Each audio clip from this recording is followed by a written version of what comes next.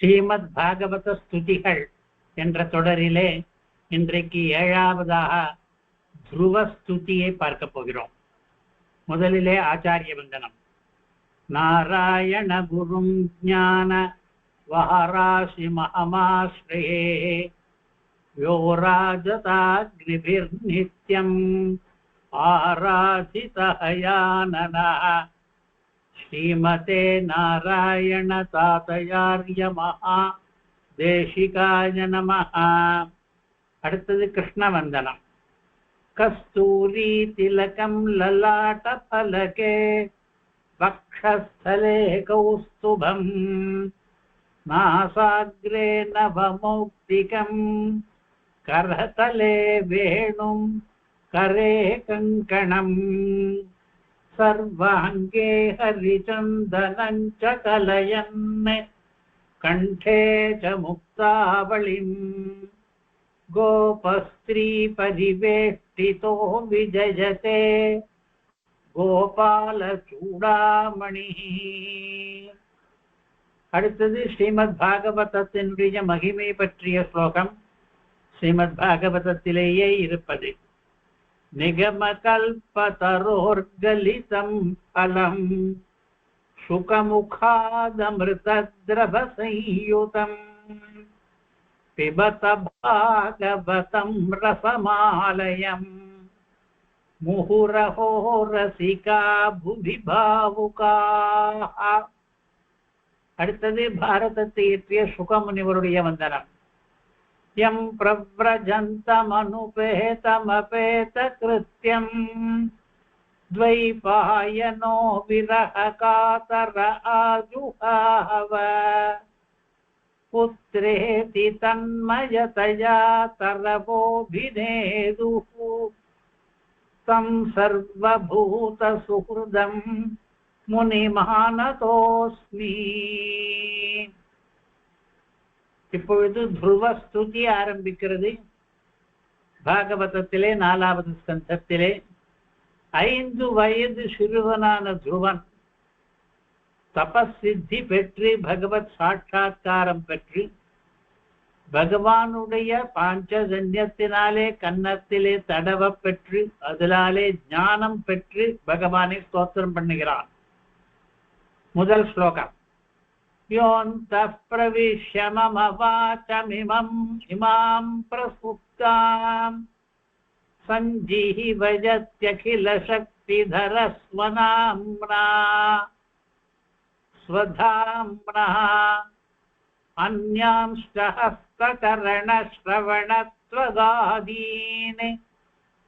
பிராணான் நமோ பகவதே புருஷாய துப்யம். 13 என்றிருப்பது அந்த ஸ்கந்தத்திலே இந்த ஸ்லோகத்துக்கு எண்ணிக்கை. ஆனால் துருவஸ்துதியிலே இது முதல் ஸ்லோகம். எந்த பரமாத்மாவானவர் அந்த பிரவிஷ்ய எனக்குள்ளே புகுந்து கொண்டு, பரமாத்மா சர்வ சேதனா சேதனங்களுக்கும் உள்ளே புகுந்து கொண்டு ஆட்டி வைக்கிறார், நியமிக்கிறார் என்பது பிரசித்தம். முக்கியமான உபனிஷத் கொள்கை அது. அந்த பிரவிஷ்ட சாஸ்தா ஜனான் ஆகும் சர்வாத்மா என்று ஆரண்யகம் கூறும். சிருஷ்டியை பற்றி வர்ணிக்கிற உபனிஷத் அந்த பிரவேசத்தையும் சேர்த்தேதான் வர்ணிக்கும். இங்கே இருக்கிற அந்த பிரவேசம் என்பது அதையே சொல்வதாகவும் கொள்ளலாம், அல்லது துருவனுக்கு வாக்கு சித்தி வருவதற்காகவும் ஞானம் வருவதற்காகவும் பெருமாள் அந்த துருவனிடம் பிரவேசித்து தன் காரியத்தை சாதித்துக் கொள்கிறார் என்பதற்காக தனி பிரவேசமாகவும் சொல்லிக் கொள்ளலாம். மம வாசமிமாம், நான் இப்பொழுது பேசிக் கொண்டிருக்கிறேனே, அதாவது யோந்த பிரவிஷ்ய என்று ஆரம்பித்து துருவஸ்துதி ரூபமான வாக்கு இருக்கிறதே, அதுதான் இந்த வாக்கு. இதை பிரசுப்தாம் தூங்கிக் கொண்டிருந்தது இத்தனை நாட்களாக. இப்பொழுது நான் ஆரம்பிக்கிறேன் யோந்த பிரவிஷ்ய என்று துருவ ஸ்தோத்திரத்தை. என்னுடைய வாக்கு தூங்கிக் கொண்டிருந்தது என்றால் எந்த செயலும் ஆற்றாமல் இருந்தது. இப்பொழுது தன்னுடைய செயலை ஆரம்பித்திருக்கிறது. அந்த வாக்கை பெருமாள் என்ன பண்ணுகிறார்? சஞ்சீவயதி, உயிர்ப்பிக்கிறார், விழிப்பு ஏற்படுத்துகிறார். தூங்கின வாக்குக்கு, இறந்தது போல் கிடந்த வாக்குக்கு சஞ்சீவனத்தை ஏற்படுத்துகிறார். அவர் யார்? அகில சக்தி தரஹா. பொழுது பெருமாளை பார்த்தே பேசுகிறான். துப்யம் என்று முடிகிறது ஸ்லோகம். உனக்கு நமஸ்காரம் என்று. பெருமாள் என்று சொல்லும் இடத்தில் நீ என்று கூட சொல்லலாம். நீ அகில சக்தி தரன், எல்லா சக்தியும் உனக்கு இருக்கிறது. சர்வசக்தா, சர்வஜ்ஞா, சர்வசக்தா என்றெல்லாம் பெருமாளை வர்ணிக்கிற வழக்கம். அதுதான் அகில சக்தி தரா. அல்லது அகிலர்களுடைய சக்தியையும் இவன் தரித்துக் கொண்டிருக்கிறான். உலகில் எத்தனையோ பேருக்கு எத்தனையோ விதமான வெவ்வேறு சக்திகள் இருக்கின்றன. அத்தனையும் பெருமாள் இட்ட பிச்சை தான். அமிர்த மதன கதை முதலியவற்றில் நாம் பார்க்கிறோம். நிறைய பேருக்கு சக்தி போராமல் போகிறது. பெருமாளிடம் வந்து பிரார்த்திக்கிறார்கள். அவர்களுக்கு வேண்டிய சக்தியை அவர் கொடுக்கிறார். அதனாலே அவர்தான் அகில சக்தி தரன். ஸ்வதாம்னா, தன்னுடைய தேஜஸினாலே அவர் என்னுடைய வாக்கை சஞ்சீவனம் பண்ணினது மட்டுமில்லை, என்னுடைய கண் காது முதலியவற்றை எல்லாம் கூட அவர்தான் சஞ்சீவனம் பண்ணுகிறார். அந்யாம்ஷ்ட ஹஸ்த சரண ஸ்ரவண த்வக்கு ஆதீன், வேறு சில இந்திரியங்களும் எனக்கு இருக்கின்றன அல்லவா? எல்லாருக்கும் போல கர்மேந்திரியங்கள், ஞானேந்திரியங்கள். ஹஸ்த சரணா என்றால் கை கால்கள், அவை கர்மேந்திரியங்கள். அதே மாதிரி வேறு சில கர்மேந்திரியங்களும் இருக்கின்றன. ஸ்ரவண துவக்கு என்று காது தோல் என்று இந்த இரண்டும் ஞானேந்திரியங்கள். அதே மாதிரி கண் முதலிய மற்ற ஞானேந்திரியங்களும் இருக்கின்றன. மொத்த இந்திரியங்களுடைய பெயரையும் சொல்லாமல் ரெண்டு சொல்லியிருக்காரு. அதுல 2, இதுல 2. ஹஸ்தச்சரண என்று கர்மேந்திரியங்களிலே 2, ஸ்ரவணத்வக்கு என்று ஞானேந்திரியங்களிலே 2 சொல்லி ஆதீன் முதலானவற்றை என்று சொன்னதால் எல்லா கர்மேந்திரியங்களும் எல்லா ஞானேந்திரியங்களையும் என்று ஆகிறது. இது முதலான பிராணான் என்று இருக்கிறது. பிராண சப்தத்துக்கு நமக்கு மிகவும் பரிச்சிதமான அர்த்தம் உயிர் என்பது. அது ஒரு காற்று ரூபத்திலே இருக்கும் பிராணவாயு, நமக்குள்ளே பிராணனாயிருக்கிற வாயு. ஆனால் இந்த இடத்திலே அது அர்த்தம் இல்லை. பிராண சப்தத்துக்கு இன்னொரு அர்த்தம் இருக்கிறது, இந்திரியங்கள் என்று. சப்த பிராணாக முதலே பல இடத்திலே பிராண சப்தத்துக்கு இந்திரியங்கள் என்று பெயர். இப்பொழுது நாம் உதாரணமாக காண்பித்தோமே, ஹஸ்த சரண ஸ்ரவண ஸ்வக்கு, இதெல்லாம் பிராணன்கள், ஞானேந்திரியங்களும் கர்மேந்திரியங்களும். அந்த பிராணன்களை கூட சஞ்சீவயதி, இவர்தான் பரமாத்மா தான் உயிர்ப்பிக்கிறார். அவை கூட அவருடைய அதீனமாகத்தான் இருக்கின்றன. நம்முடைய பிராணேந்திரியங்கள் கூட அவராலே தான் உயிர்ப்பு பெறுகிறது. அப்படிப்பட்ட பகவான் இருக்கிறாரே, புருஷன் என்று ஓதப்படுபவர், கடைசியில் அது நீதான். பெருமாளிடம் தானே பேசிக் கொண்டிருக்கிறான் பெருமான். துப்யம் நமஹா, உனக்கு நமஸ்காரம் பண்ணுகிறேன் என்று முதல் ஸ்லோகத்திலே சுருக்கமாக கேட்கிறான். நீ என்னுள்ளே புகுந்து இந்த என்னுடைய தூங்கிக் கொண்டிருக்கிற வாக்கை உயிர்ப்பிக்கிறாய், செயல் இல்லாமல் இருக்கிற வாக்கை செயல்படுத்துகிறாய். நீ எல்லா சக்திகளையும் தரிக்கிறாய், எல்லாருடைய சக்திகளையும் தரிக்கிறாய். அகில சக்தி தரா என்பதற்கு 2 விதமாகவும் அர்த்தம். தன் தேஜஸாலே கை கால் காது தோல் முதலிய எல்லா இந்திரியங்களையும் உயிர்ப்பிக்கிறாய். தன்னுடைய இந்திரியங்கள், துருவனுடைய இந்திரியங்களை பெருமாள் உயிர்ப்பிக்கிறார். நீ பகவான். பகவான் என்றால் 6 குணங்கள் நிறைந்தவன். ஞானம், பலம், ஐஸ்வர்யம், வீரியம், சக்தி, தேஜஸ் என்ற 6 குணங்களின் தொகுதிக்கு பகம் என்று பெயர். அதே உடையவன் பகவான். நீ புருஷன். இங்கே புருஷன் என்று சொன்னவருடைய கருத்து என்ன என்றால், ஜீவர்களுக்கெல்லாம் நீ அந்தராத்மாவாக இருக்கிறார். சில பேர் புருஷன் என்றால் ஜீவர்கள் என்று சொல்கிறார்கள். அப்படி சொன்னால் கூட அவர்களுக்கும் அந்தராத்மாவாக இருப்பதாலே அந்த சப்தம் இவனிடம் வரை செல்லும். புருஷாய துப்யம் நமஹா, நமோ பகவதே என்று இருக்கிறது. உனக்கு நமஸ்காரம் என்று முதல் ஸ்லோகம் முடிகிறது. முதல் ஸ்லோகத்திலே பெருமாளுடைய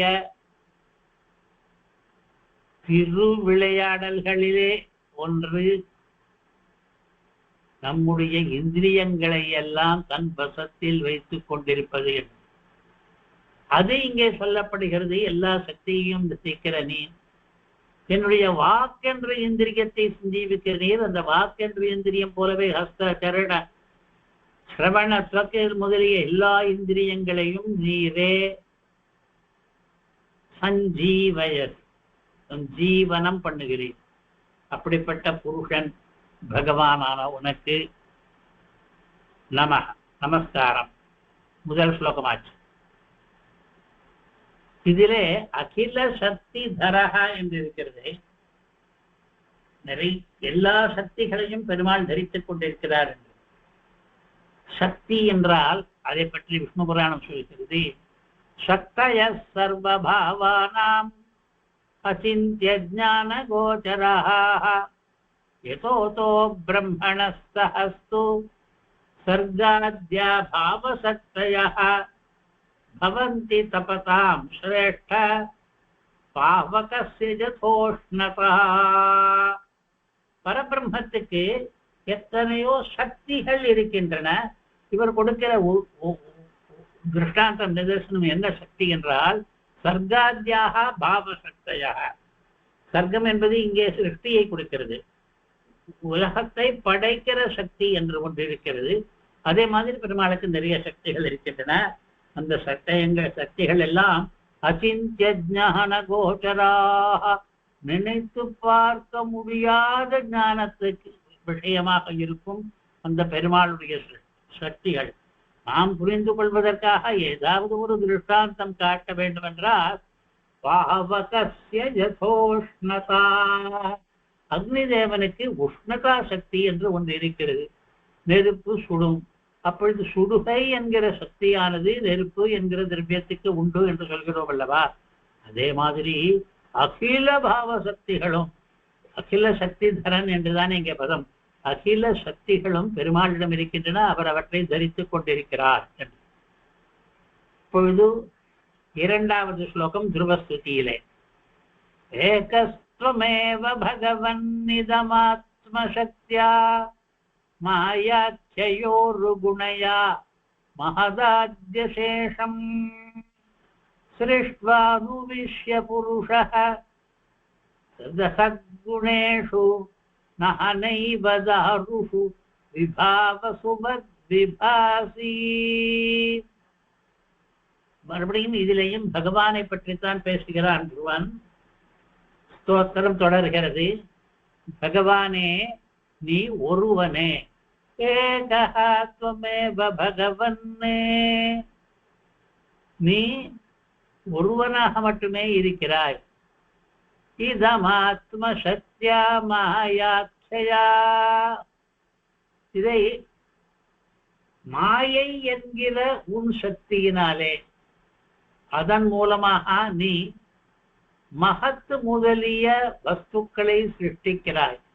மகத் ஆதி அசேஷம், அசேஷம் எல்லா வஸ்துக்களையும் நீ சிருஷ்டிக்கிறாய். உன்னுடைய ஆத்மசக்தியை மாயை என்பதன் மூலமாக சிருஷ்டிக்கிறாய். வேதம் எப்படி சொல்லும்? இந்த சிருஷ்டியை பற்றி, சிருஷ்டியை ஆரம்பித்து வைப்பவன் அவன். பிறகு தொடர்ந்து இந்த சிருஷ்டியை பண்ணுகிற பிரஜாபதிகள் நிறைய பேர் இருப்பார்கள். இதகும் சர்வமஸ்ருஜத யதிதம் கிஞ்ச தத் ஸ்ருஷ்ட்வா ததேவானுப்ரவிஷதே ததனுப்ரவிஷ்ய என்கிறது தைத்திரிய உபனிஷத்து. சிருஷ்டி பண்ண உடனே தான் எந்தெந்த வஸ்துக்களை சிருஷ்டித்தானோ அந்தந்த வஸ்துக்களிலே அவன் அனுப்பிரவேசம் பண்ணுவானாம். அதிலே அனுப்பிரவேசித்து அவர்களுக்கு அந்தர்யாமியாக அங்கே நின்று அவர்களுக்கு இருக்கிற இந்திரியங்களை எல்லாம் வேலை செய்ய வைப்பான் அவன். இங்கே அதற்கு என்ன பதம் இருக்கிறது என்றால் சிருஷ்டுவானுவிஷ்ய என்று. சிருஷ்டுவா அனுவிஷ்ய, சிருஷ்டா பதார்த்தங்களை படைத்து, அனுவிஷ்ய அந்த பதார்த்தங்களிலே அனுப்பிரவேசம் பண்ணி இருக்கிறான் அவன். சதசத்குணேஷு என்ற ஒரு பாடம் இங்கே சதசத்குணேஷு என்று இருக்கிறது. சதசத்குணேஷு என்ற பாடம் ஏற்றுக்கொண்டானால் உபனிஷத்திலே சத்யா பவத்து என்று இருக்கிறதே, அதை இங்கே நினைவு கூறுவதாக வைத்துக் கொண்டு சேத்தனா சேத்தனங்களிலே என்று அர்த்தம் சொல்லலாம்.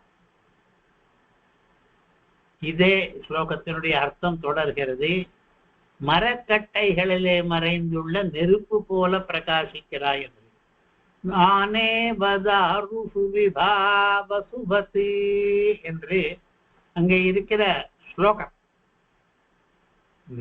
தாருஷு மரக்கட்டைகளிலே விபாவசுபத்து நெருப்பு போல, நானேவ பல பல விதமானது போல நீ விபாசி விளங்குகிறாய், பிரகாசிக்கிறாய் என்று பெருமாளை வர்ணிக்கிறார். திருஷ்டாந்தம் சொல்லி வர்ணிக்கிறார். கட்டைகளிலே உள்ளே மறைந்திருக்கிற நெருப்பு போல நீ பரபிரம்மத்தில் மறைந்து கொண்டு வசிக்கிறாய் என்று. இதற்கு மேலே இந்த திருஷ்டாந்தத்தை பார்ப்போம். உண்மையில் ஒன்றானாலும் வெவ்வேறு ஜீவாத்மாக்களுக்கு அந்தராத்மாவாக பகுத்துவம் என்பதும் உண்டு. ஸ்பஷ்டமாகவே உபனிஷத்தில் இருக்கிறது. முதலிலே ஒன்றாகத்தான் இருந்தான் ஏகாக்கி நாரமத்தான். அதிலே அவனுக்கு மகிழ்ச்சி ஏற்படவில்லை. அதனாலே அவன் என்ன பண்ணான்? நானாவாக மாறினான். நிறைய ஜீவாத்மாக்களுக்கெல்லாம் அந்தராத்மாவானான். அதனாலே அவனுக்கு பகுத்துவமும் ஏற்பட்டது. நானா என்று இங்கே இருக்கிறது, விதம் விதமாக என்ற மூன்று பொருத்தங்களை இதிலே பார்க்கலாம். எதிலே என்றால் மரக்கட்டையிலே இருக்கிற நெருப்பு போல பரமாத்மாவானவன் இப்பொழுது இங்கே இருக்கிறான் என்று சொல்வதற்கு, ஹிருதயங்களிலே இருக்கிறான், மறைந்திருக்கிறான் என்ற என்ன பொருத்தம் என்றால் ஒன்றே பலபாதல் என்கிற பொருத்தம்.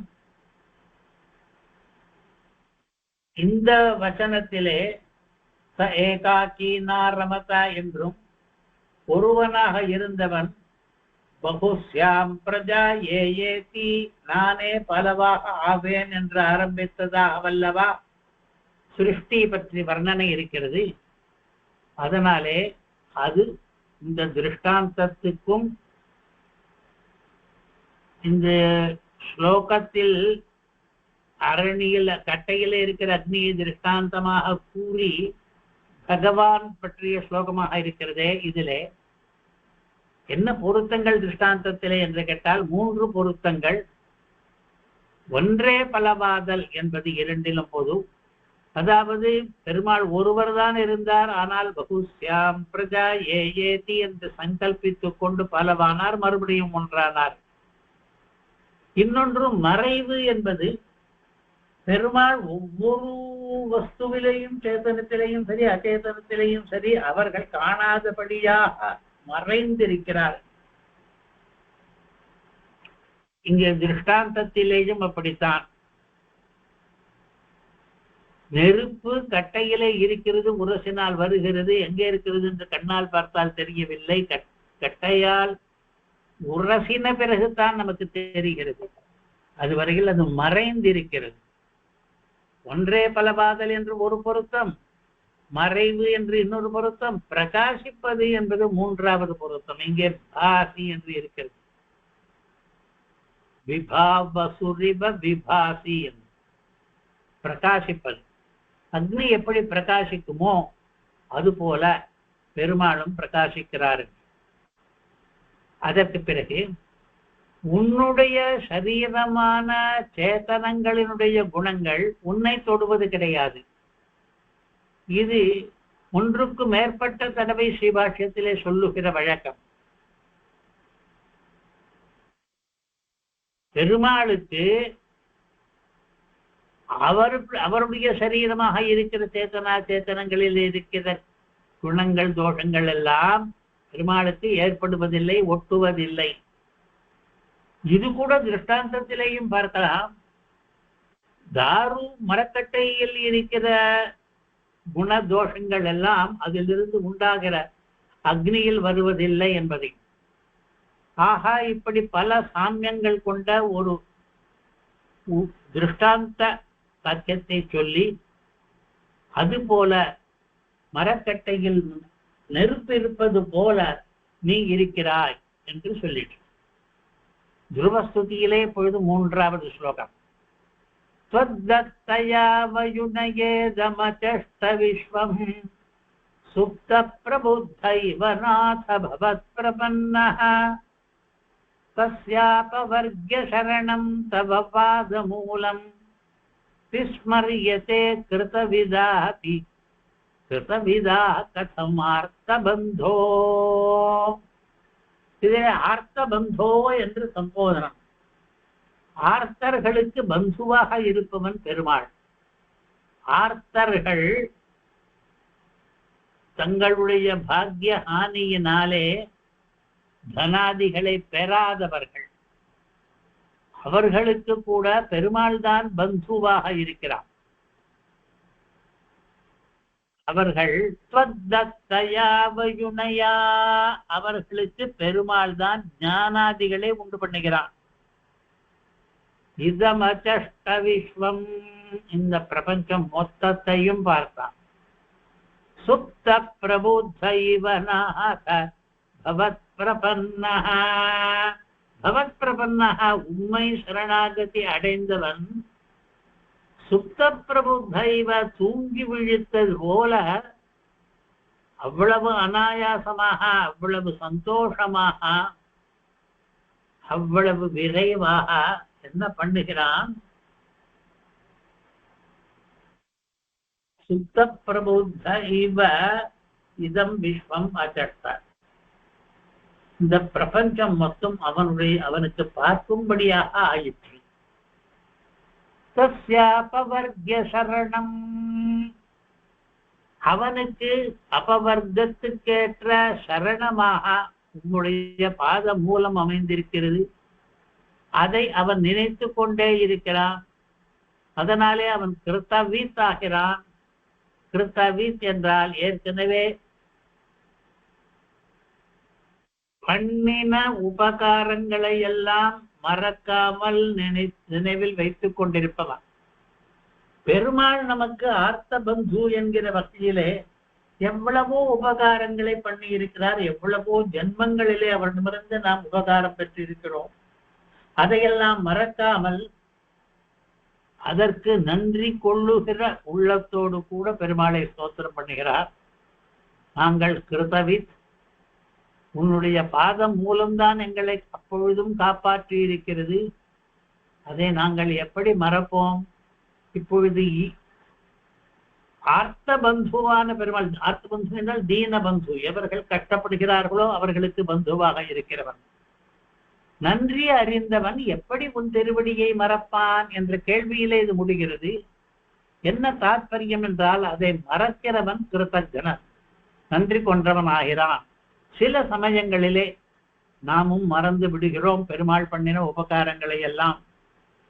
வேறு வேறு லௌகிக வியாபார லக்னர்களாக ஆகிவிடுகிறோம். அப்படி இருக்கக்கூடாது. பெருமாளை மறந்தவன் நன்றி கொன்றவன் ஆகிறான். அது பெரிய பாவம். 4வது ஸ்லோகம்.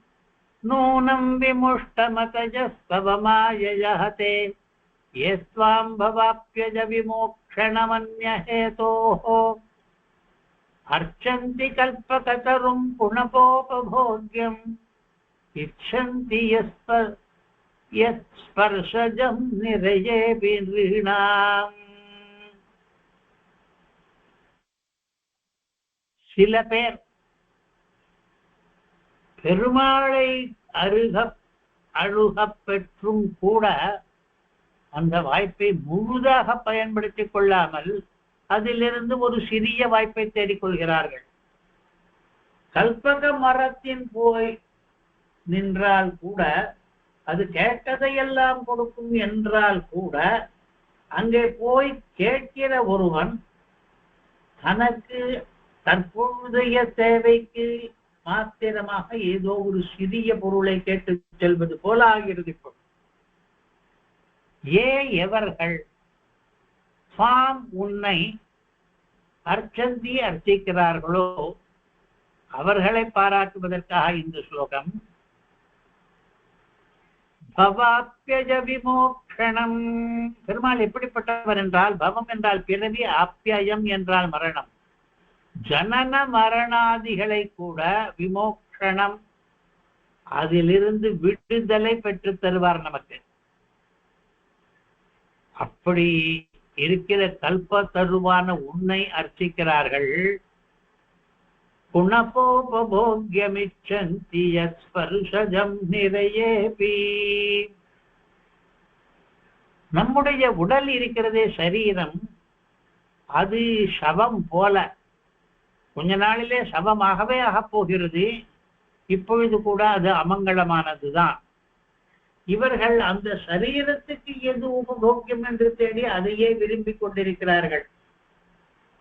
ஆனால் அந்த மாதிரியான ஸ்பர்ஷஜங்கள் இருக்கிறதே, இந்திரிய ஜன்ய ஆனந்தங்கள், அவையெல்லாம் நிறையேபி நரகத்திலும் கூட கிடைக்கும். அதற்காக நாம் ஒன்றும் பாடுபட வேண்டாம்.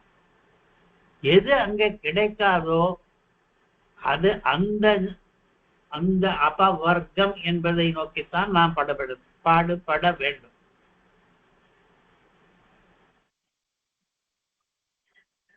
நரகத்தில் கூட கிடைக்கும், அதற்கு போய் கேட்பானேன் என்கிறாரே.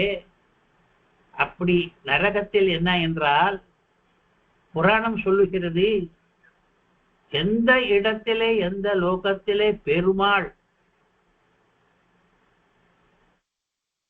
நம்முடைய அர்ச்சனையை ஏற்றுக்கொண்டு போக்கியமாக இருக்கிறாரோ அந்த இடம் தவிர மற்ற இடங்கள் எல்லாம், எங்கே பெருமாள் சேவை இல்லையோ அந்த மாதிரியான இடங்கள் எல்லாம் நரகத்துக்கு சமம். ஏதேவை நிரஜஸ்தானஸ்ய பரமாத்மனஹ என்று நம்முடைய லோகங்கள் எல்லாம் கூட அதில் அடங்கியதுதான். இதெல்லாம் என்ன நரகம் போல? வேண்டாமே. நீ ஜரண மரணங்களிலிருந்து விடுப்பவர், இஷ்டப்பட்டதை கொடுக்கிற கல்பக மரம் போல நீ இருக்கிறாய்.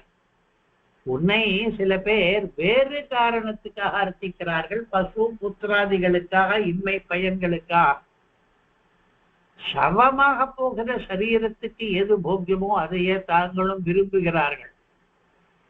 அவர்கள் இச்சிக்கிற ஸ்பர்ஷஜம் என்கிற இந்திரியஸ்தமானது, ஸ்பர்ஷ என்பது இங்கே எல்லா இந்திரியங்களுக்கும் பொதுவாக உபலட்சணமாக வந்திருக்கிறது. இந்திரியங்களை கொண்டு கிடைக்கிற சுகங்கள் அவை கிடைக்கும், எல்லா இடத்திலும் கிடைக்கும், எல்லா ஜீவராசிகளுக்கும் வெவ்வேறு மாதிரி கிடைக்கும். நரக யோனியில் போனால் கூட அங்கே கிடைக்கும்.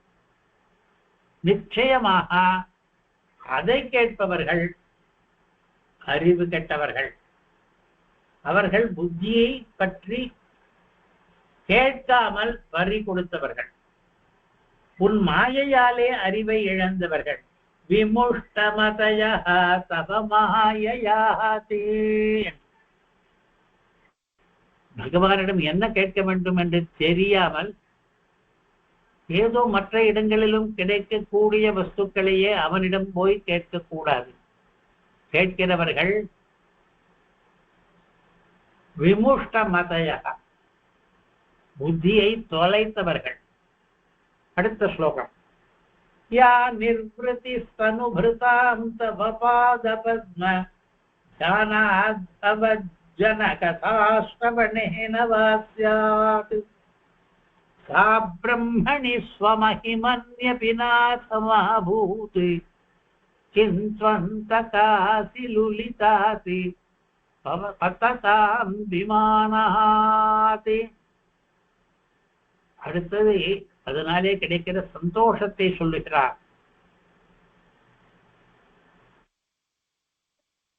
யா நிர்வதி தனுபிருதாம், எல்லா பிராணிகளுக்கும் எந்த மாதிரியான நிர்வதி சுகம் ஆனந்தம் தவ பாத பத்மத்யானாதி, உன்னுடைய பாத பத்மமாகிற தாமரை பூவை தியானிப்பதனாலே, தாமரை பூ போல் இருக்கிற பாதத்தை தியானிப்பதனாலே என்ற கருத்து.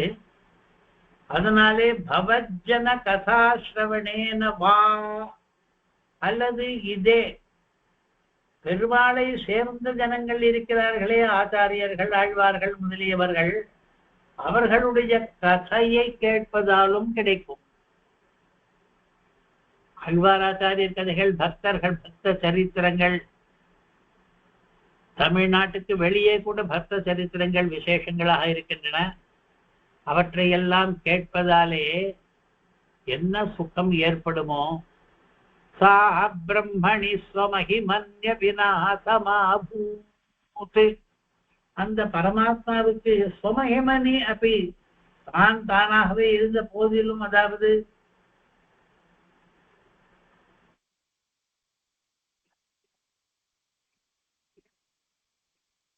ஸ்வமஹிமன்யபி, பரமாத்மாவுக்கு ஸ்வரூபத்திலேயே ஆனந்தம் உண்டு என்று சொல்கிறார்களே, அந்த நிர்வர்த்தி, அந்த சுகம் பரமாத்ம ஸ்வரூப சுகத்தில் கூட இருக்குமா என்ற சந்தேகம்.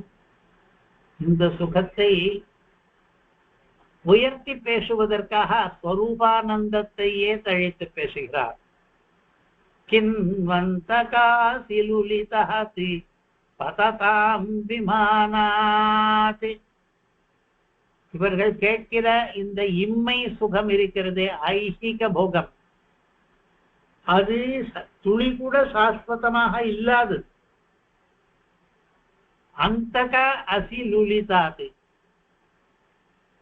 அந்தக முடிவு கட்டுகிற, அசி கத்தி என்கிற ஆயுதம்,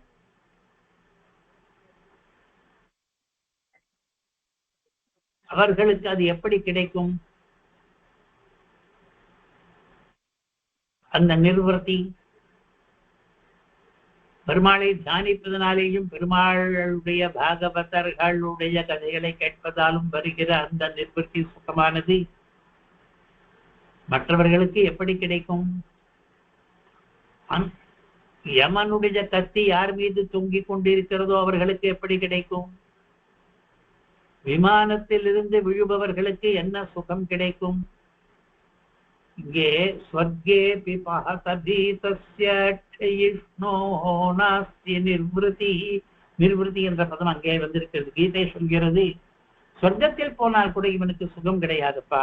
ஏனென்றால் எந்த நிமிஷம் நம்முடைய சொர்க்கவாசம் முடிந்து விடுமோ, கீழே விழ வேண்டி இருக்குமோ என்ற நிலைதான் அங்கேயும் என்று அதைத்தான் சொல்கிறார் இங்கே. பததாம் விமானாதி, விமானத்திலிருந்து விழுபவர்கள் இவர்கள் மறுபடியும் பூலோகத்துக்கு தான் வரப்போகிறார்கள். இந்த சுகமானது, அதாவது பெருமாளை உபாசிப்பதாலோ பெருமாளுடைய அன்பர்களுடைய கதையை கேட்பதனாலோ வருகிற சுகமானது மற்றவர்களுக்கெல்லாம் கிடைக்காது, பெருமாளுடைய சொரூபானந்தத்திலேயே கூட கிடைக்காதோ என்று மிகைப்படுத்தி பேசியிருக்கிறார் இந்த சுகத்தை. 6வது ஸ்லோகம். பக்திம் முஹுः பிரவசதாம் த்வயிவே பிரசங்கः பூயாதனந்த மஹதாம் அமலாசயானாம் ஏனாஞ்சசோல்பணமுரு வ்யசனம் பவாப்திம் நேஷ்யே பவத்குணகதாமிருதபானமத்தः. தனக்கு என்ன வேண்டும் என்பதை இங்கே கேட்கிறார். எனக்கு நல்லவர்களோடு சம்பந்தம் வேண்டும், சத் சங்கம் ஏற்பட வேண்டும். எந்த நல்லவர்கள் என்றால், பக்தி முஹு பிரவஹதாம் த்வயி, உன்னிடத்திலே அடிக்கடி பக்தி பிரவாகம் கொண்டிருக்கிறார்களே, யாருக்கு பக்தி அலை புரண்டு ஓடுகிறதோ அப்படிப்பட்ட பக்த சிகாமணிகளோடு கூட பிரசங்கோ பூயாத், எனக்கு ஒரு சத்சங்கம் ஏற்படட்டும், சமாகமம் ஏற்படட்டும் என்பதைத்தான் இங்கே வேண்டுகோளாக வைத்திருக்கிறார்.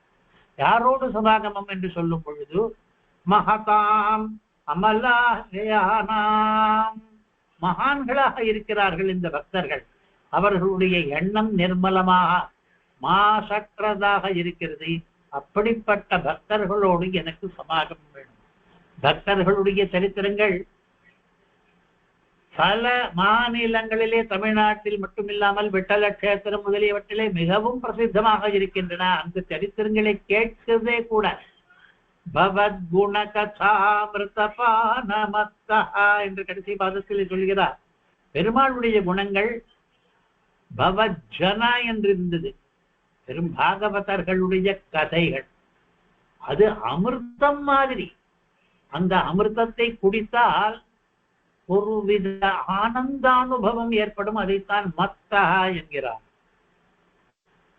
அந்த ரீதியிலே அஞ்சசா தொடர்ச்சியாக உள்வனம் மிகவும் தீவிரமான உருவியசனம் பெரிய துக்கத்தை கொண்ட பவாப்ஜிம் இந்த சம்சார சமுத்திரத்தை நான் இப்படித்தான் நேசிய கழிக்கப் போகிறேன், தாண்டப் போகிறேன். எப்படி?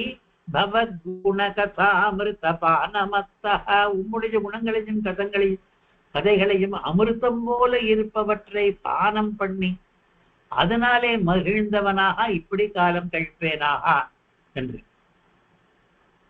7வது ஸ்லோகம். தேன ஸ்மரந்த்யதிதராம் பிரியமீஷமர்த்யம் ये चान्वदसुतसुहृद्गृहवित्तदाराः ये त्वब्जनाभवदीयपदारविन्द सौगन्ध्यलुब्धहृदयेषु कृतप्रसङ्गाः. அப்ஜநாபனே, அதாவது பத்மநாபனே, நாபி கமலம் மூலமாக சிருஷ்டித்தவனே, பவதீய பதாரவிந்த சௌகந்த லுப்த ஹிருதயேஷு, உம்முடையதான திருவடி தாமரையிலே வருகிற நல்ல வாசனை இருக்கிறதே, அதிலே ஆசை கொண்ட ஹிருதயங்கள் யாருக்கு இருக்கிறதோ அவர்களோடு, அந்த பக்தர்களோடு கிருத்த பிரசங்கா சமாகமத்தை ஏற்படுத்தி கொண்டு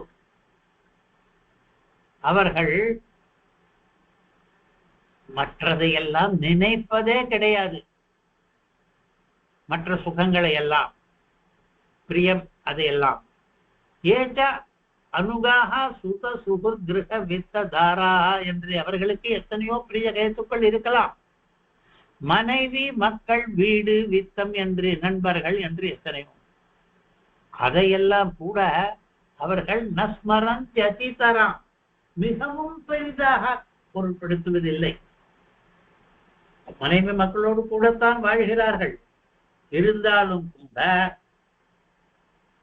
உன்னுடைய பதாரவிந்த சௌகர்ய சுகத பிரசங்கர்களாக இருப்பவர்கள் அவற்றுக்கு அவ்வளவு லட்சியம் பண்ணுவதில்லை, அதிதராம் பிரியமாக சொல்வதில்லை.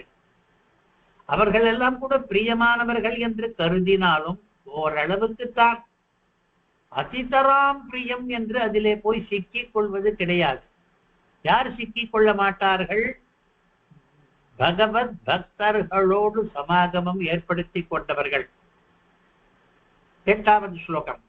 திரியன்னரத்விஜசரீஸ்ருபதேவதைத்யமர்த்யாதிபிः பரிசிதம் சதசத்விசேஷம் ரூபம் ஸ்தவிஷ்டமஜதே மகதாத்யநேகம் நாதः பரம் பரமவேத்மி நயத்ரவாதः. எனக்கு எல்லாம் தெரியும் என்று சொல்ல முடியாது. உன்னுடைய பிரபஞ்ச ரூபமான ரூபம் இருக்கிறது, ஒரு வடிவம். அதிலே தெரியக்கின்ற விலங்குகள், நரர்கள் என்கிற மனிதர்கள், த்விஜர்கள் என்ற பட்சிகள், சரீசிருபங்கள் என்ற பல்லி முதலிய ஊர்ந்து போகும் பிராணிகள், தேவர்கள், தைத்தியர்கள், மர்த்தியர்கள், இவர்களோடு கூட பரிச்சிதமாக இருக்கிறதே, வியாப்தமாக இருக்கிறதே, இவர்களால் நிரம்பி இருக்கிறதே.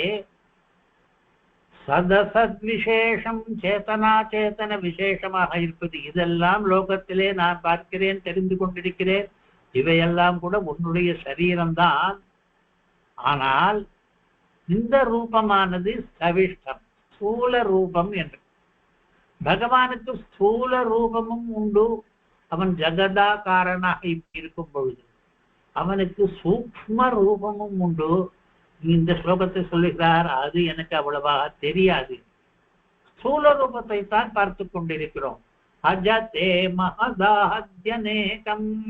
அஜா, பிறப்பே இல்லாதவனே, பிறக்காதவனே, உனக்கு மகத்து முதலான அநேகம் வஸ்துக்களும் சரீரமாக இருக்கின்றன.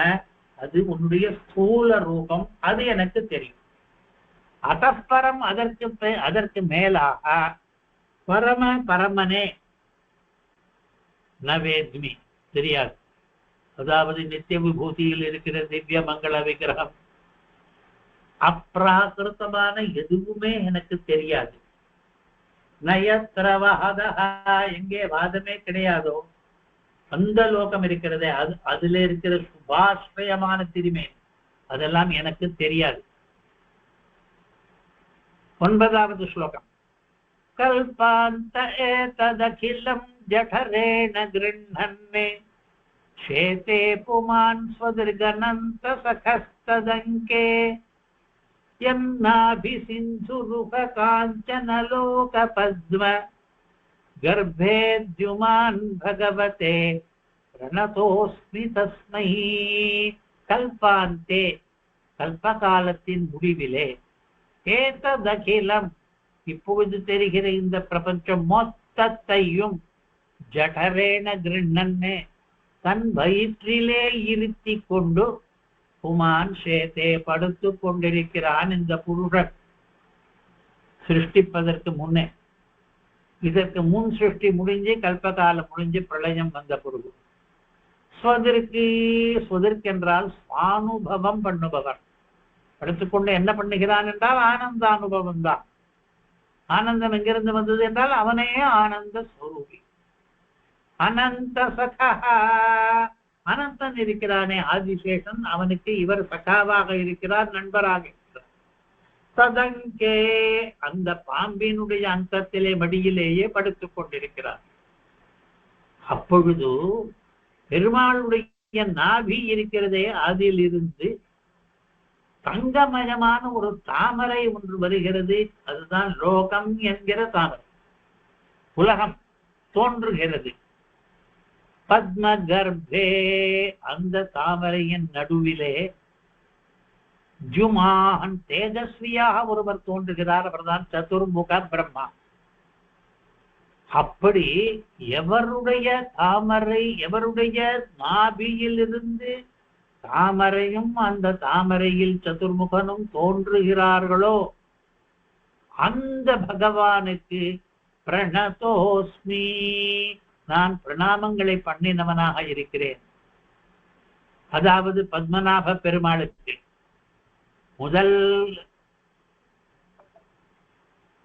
முதல் பாதத்திலே பிரளய காலத்திலே எல்லாவற்றையும் தன் வயிற்றில் இருத்தி கொண்டவனுக்கு, 2வது பாதத்திலே எவன் ஆதிசேஷன் மேல் படுத்துக் கொண்டு நிதிரை பண்ணுகிறானோ யோக நிதிரை அவனுக்கு, 3வது பாதத்திலே இவன் பத்மநாபனாக இருந்து கொண்டு நாபி கமலத்திலே பிரம்மாவை சிருஷ்டிக்கிறானோ அவனுக்கு.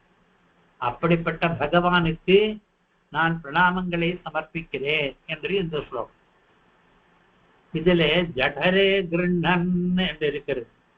எல்லா சேத்தன வஸ்துக்களையும் தன்னுடைய வயிற்றிலே வைத்துக் கொண்டு அவன் சேத்தை தூங்கிக் கொண்டிருக்கிறான் என்று.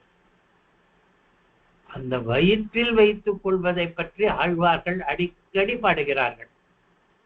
அதிலே ஒரு பாட்டு, வயிற்றில் கொண்டு நின்றொழிந்தாரும் எவரும் வயிற்றில் கொண்டு நின்றொரு மூலகும் தம் வயிற்றில் கொண்டு நின்ற வண்ணம் நின்ற மாலை வயிற்றில் கொண்டு மன்ன வைத்தேன் மதியாலே.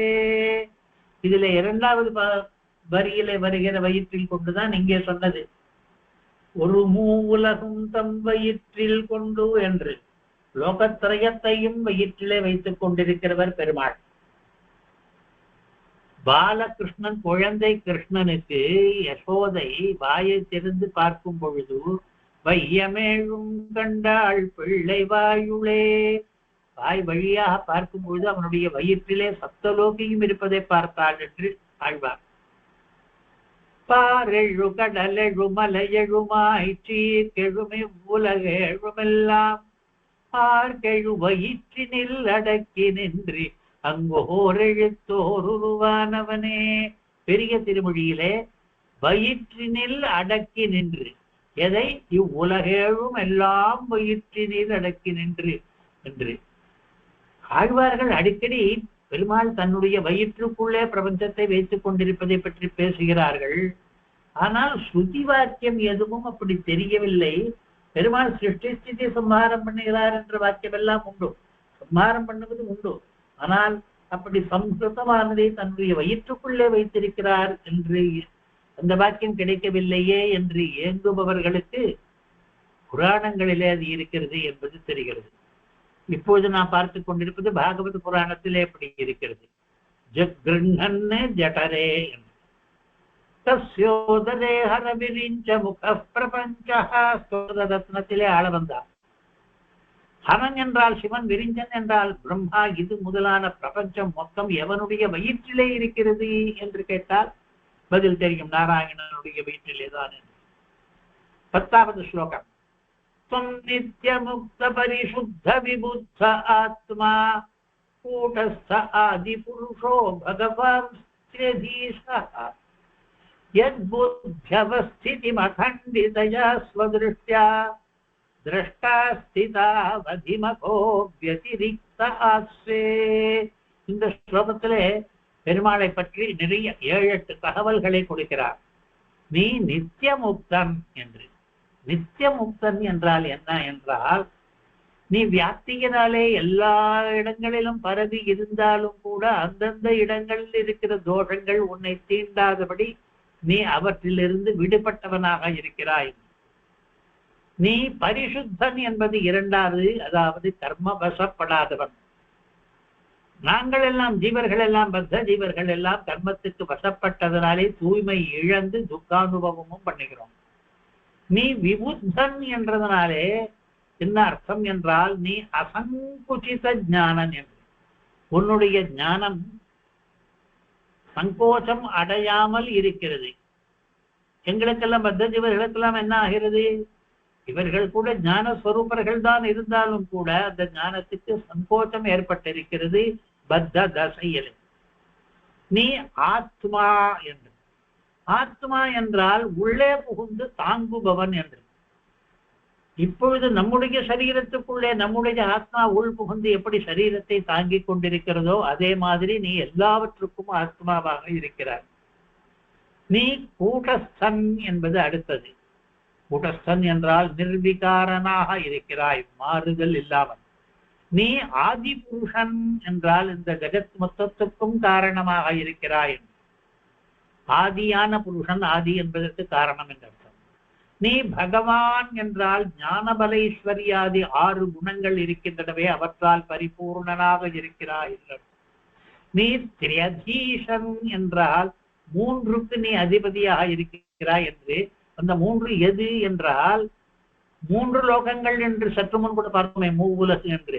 அதற்கெல்லாம் நீ அதிபதி என்று சொல்லலாம். அல்லது சத்வரஜ ஸ்தமோ குணம் இந்த 3ஆலே தான் இந்த அச்சேதன பொருள் எல்லாமே உண்டாயிருக்கிறது. மூல பிரகிருதி முக்குணம் என்று பெயர் பெற்றது. அதற்கும் நீ அதீசனாக இருக்கிறாய். யத்புத்யவஸ்திதிம் அகண்டிதயா ஸ்வதிருஷ்ட்யா ஸ்வதிருஷ்ட்யா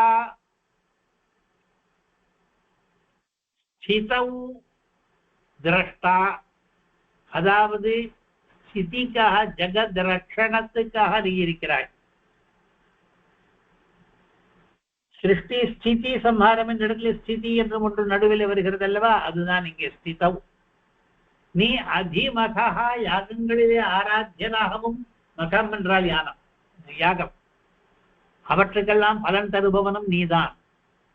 வெதிரிக்த ஆஸ்தே என்றால் வேறுபட்டிருக்கிறாய் என்ற அர்த்தம். அதை பற்றி தனியாக பார்க்க போகிறோம்.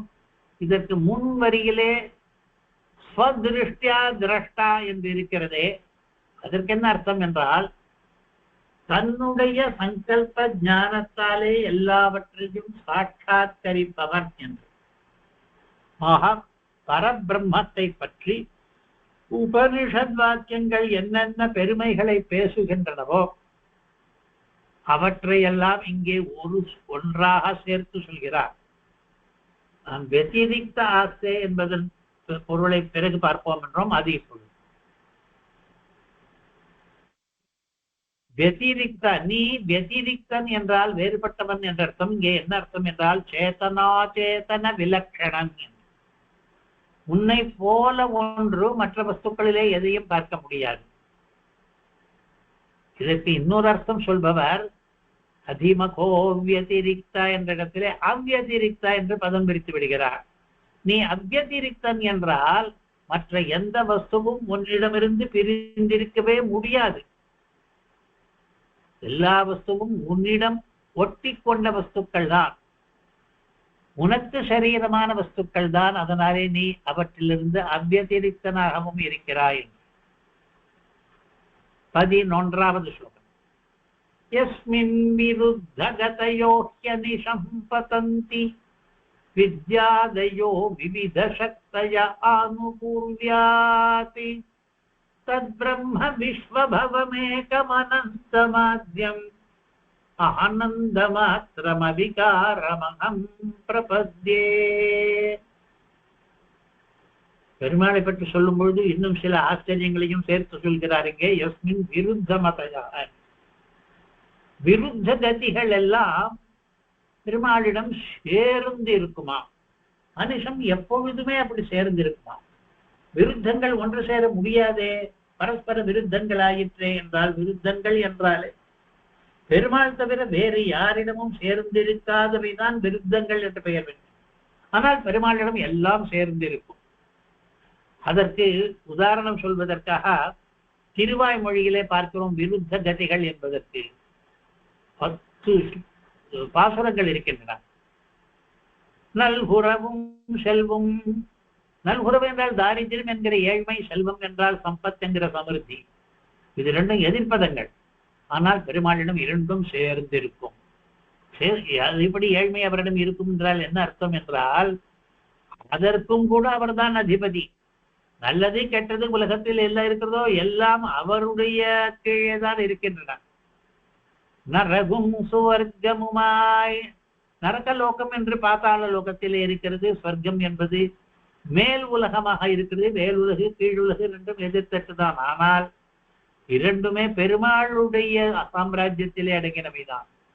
வெல் பகையும் நட்பும். பகை என்றால் துவேஷம், நட்பு என்றால் சௌஹார்தம். இரண்டும் எதிரெதிர் பதங்கள் தான். ஆனால் பெருமாள் நல்லதாக மட்டும்தான் இருக்கிறான் இல்லை, துவேஷமாக இருக்கிறது அதுவும் பெருமாளுடையதுதான். விடமும் அமுதமுமாய். விஷம் அமிர்தம் என்று இரண்டும் வெவ்வேறாக இருக்கின்றன. வெவ்வேறு மட்டுமில்லை, பரஸ்பர விருத்தமாக இருக்கின்றன. ஆனால் அந்த விஷமும் ஆனவன் பெருமாள் தான், அமிர்தம் ஆனவனும் பெருமாள் தான். கண்ட இன்பம் துன்பம் சுகம் துக்கம் என்று வெவ்வேறு விருத்தங்கள், விருத்த கதிகள்.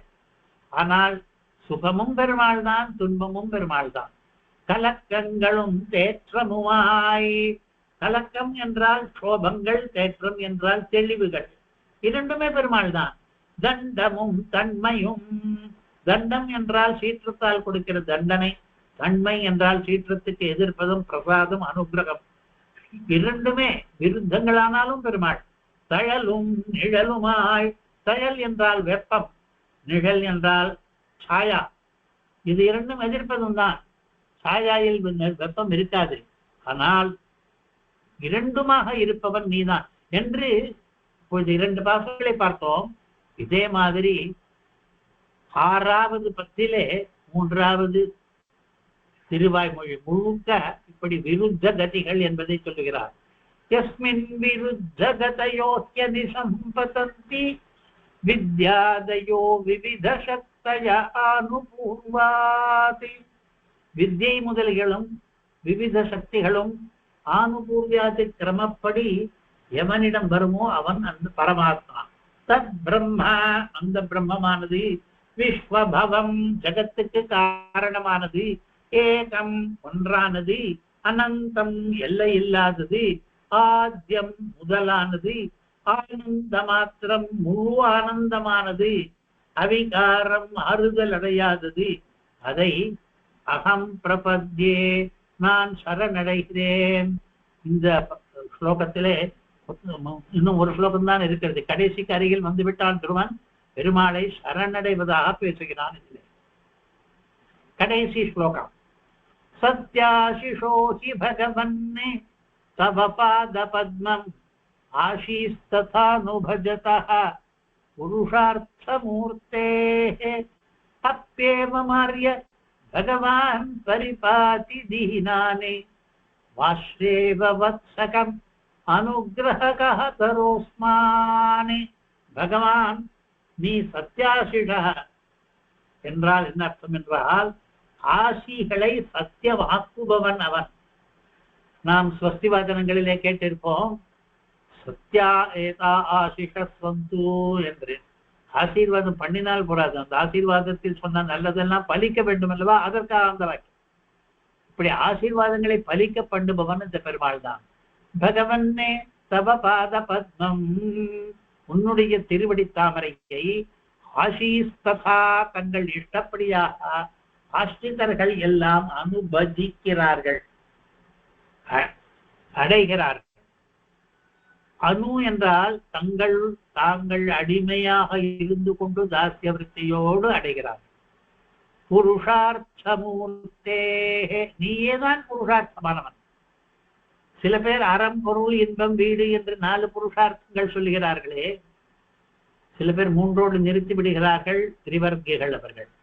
4வது வீடு என்று ஒன்று சொல்கிறார்கள். வாஸ்தவத்திலே பெருமாளே தான் புருஷார்த்தம், அதைத்தான் 4வது புருஷார்த்தமாக நாம் சொல்லிக் கொண்டிருக்கிறோம். நீ என்ன பண்ணுகிறாய்? பரிபாதி தீனான், தீனர்கள் இருக்கிறார்களே, ஐயோ பாவம் என்ற பரிதாப நிலைக்கு உரியவர்கள், அந்த தீனர்களை எல்லாம் நீ பாலனம் பண்ணுகிறாய், ரட்சிக்கிறாய். இதுதான் நமக்கு முக்கியமானது. இந்த ஸ்தோத்திரத்திலே நம் போன்ற தீனர்களை மிகவும் பரத்துவம் அதிகமாக கொண்ட பெருமாள் ரட்சிக்கிறான் என்பது எது போல என்று ஒரு திருஷ்டாந்தம் இங்கே கடைசி பாதத்திலே. வாஸ்ரே பவத்சகம், வாஸ்ரா என்றால் புதிதாக கன்று போட்ட பசு மாட்டுக்கு பெயர். வத்சகம் என்றால் அதனுடைய கன்று குட்டிக்கு பெயர். வாஸ்ரா பிரசவித்த பசுவானது வத்சகம் தன்னுடைய மிகச் சிறிய கன்று குட்டியை எப்படி பரிபாலனம் பண்ணுமோ அதே மாதிரி தீனர்களை எல்லாம் பகவான் பரிபாலனம் பண்ணுகிறான். ஏனென்றால் அவன் அனுகிரக காதரன். அனுகிரகம் பண்ணுபவன் என்று சொன்னால் சரி, காதரன் என்ற பதம் பெருமாளுக்கு பொருந்தவில்லையே. காதரன் என்றால் அது ஒரு குறைபாடு அல்லவா, பயந்தாங்கொள்ளி என்ற அர்த்தம், கோழை என்ற அர்த்தம். இங்கே அனுகிரக காதரன் என்று இருக்கிறது என்றால் பெருமாள் தன்னுடைய அனுகிரகத்துக்கு வசப்பட்டவனாக நிற்கிறான். பெருமாளுடைய அனுகிரகத்துக்கு வசப்பட்டவன். சில சமயங்களில் சொல்கிறோம் அல்லவா, பெருமாளை விட பெருமாளையும் தன் வசத்திலே கொண்டு பெருமாளுடைய தயை இருக்கிறது என்று. அந்த மாதிரி பெருமாளையும் தன் வசத்திலே கொண்டிருக்கிறது பெருமாளுடைய அனுகிரகம், அது விஞ்சி நிற்கிறது. அதனாலே பெருமாள் அனுகிரக வசப்பட்டவனாக, அனுகிரக காத்தரனாக இருக்கிறார். அவன் அஸ்மான் தீனான் பரிபாதி, ஐயோ பாவம் என்று இருக்கிற நம்மை அவன் பரிபாலனம் பண்ணுகிறான். இதிலே அப்யேவம் என்று 3ஆம் பாத ஆரம்பத்திலே ஒன்று இருக்கிறது. இப்படி இருந்தாலும் கூட என்ற அர்த்தம். என்ன கருத்து என்றால், முதல் 2 பாதத்திலே பெருமாளுடைய பெரிய உயர்வை பரத்வத்தை பேசினார். அவன் சத்யாசீஷன் என்று ஆரம்பித்து அவனேதான் புருஷார்த்த மூர்த்தி என்றெல்லாம் சொல்லி அவ்வளவு உயர்வுகள் இருந்தாலும் கூட நாங்கள் எல்லாம் வெகு தூரத்திலே தீனர்களாக இருந்தாலும் கூட நீ தீனர்களை பாலனம் பண்ணுகிறாய் என்று. இது ஒரு பெரிய நல்ல குணம் பெருமாளுக்கு. தன்னுடைய உயர்வு மிக அதிகமாக இருந்தாலும் உயர்விருந்தும் உபகாரி என்று இங்கே தமிழில் எழுதியிருக்கிறது. உயர்வு இருந்தாலும் கூட உயர்வு இல்லாதவர்களுக்கும் கூட உபகாரம் பண்ணுகிற சுபாவம் அவனுக்கு இருக்கிறது. எப்படிப்பட்ட உயர்வு இருக்கிறது என்றால், அவன் புருஷார்த்த மூர்த்தியாகவே இருக்கிறான் இத்தியாதிகளை சொல்லியாயிற்று. எப்படியெல்லாம் உபகாரம் பண்ணுகிறான் என்றால், அன்றின்ற கன்றுக்கு அந்த கன்றின் மாதாவான தேனு எவ்வளவு வாத்சல்யம் கொண்டிருக்குமோ அது மாதிரி தீனர்களான எங்களிடம் வாத்சல்யம் கொண்டு ரட்சணம் பண்ணுகிறான். அந்த அளவுக்கு வித்தியாசம் அவனுடைய உயர்வுக்கும் அவனாலே உபகிருத்தர்களான நம்முடைய தாழ்வுக்கும் அவ்வளவு வித்தியாசம் இருந்தும் அவன் உபகாரம் பண்ணுகிறான் என்பது. இதுவரையில் துருவ ஸ்துதியை பார்த்தோம். 12 ஸ்லோகங்கள் அதில் இருந்தன. 11வது ஸ்லோகத்திலே சரணாகதி பண்ணினான். 10வது ஸ்லோகத்திலே பெருமாளுடைய கல்யாண குணங்களை எல்லாம் அடுக்கி பேசினான். 12வது ஸ்லோகத்திலே இப்பொழுது கடைசி ஸ்லோகத்திலே பரத்வத்தையும் அவன் பண்ணுகிற சௌலபியத்தையும் உபகாரத்தையும் சேர்த்து பேசி ஒரு திருஷ்டாந்தத்தையும் வாத்சல்யத்துக்கு பசுமாடும் கன்றுக்குட்டியும் என்கிற திருஷ்டாந்தத்தையும் பேசி அதிலே முடித்தான். துருவ ஸ்துதி என்பது இந்த ஸ்துதியை பாராயணம் பண்ணுபவர்களுக்கு அநேக நல்ல பலன்களை கொடுக்கக்கூடிய ஸ்துதி இப்பொழுது முடிந்தது. கவிதார்க்கிக சிம்ஹாய கல்யாண குணசாலினே ஸ்ரீமதே வெங்கடேசாய வேதாந்த குரவே நமஹ. ஸ்ரீமதே நிகமாந்த மகாதேசிகாய நமஹ.